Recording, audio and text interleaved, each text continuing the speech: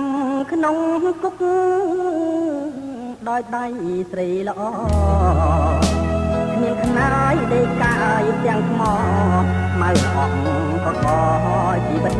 ខោគេជាប់គុកត្រំបានមិនតូចចិត្តទេ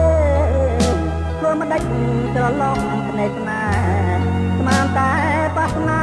ពេញលក្ខណៈតែបើដឹងមុនថាជាការកៃ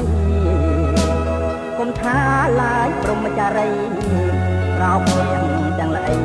ក៏មិនត្រូវការស្ដាយសាច់មួយដុំផ្ញើចំមាត់ខ្លា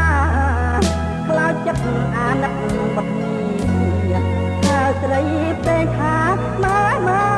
ទៅវិញម្ដាយបង្កើតចិត្តឆាតចោលកូនលោកនេះគឺមានតែអូនហ៊ានបំពីកូនឲ្យយំស្ដាយស្ដាយដោះអូនដែលកូនធ្លាប់បើបន្លាយប្រឡាំងម្រាមដៃប្រសេគេច្របាច់លេងជាលបែងស្នេហាជាអ្នកទោះ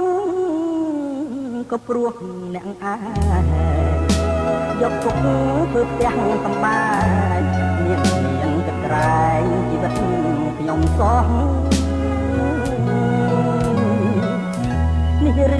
ចិត្តត្រីអប្រិយទុរយសគេឈ្មោះអុយរលួយងំកូនពេញក្រមុំ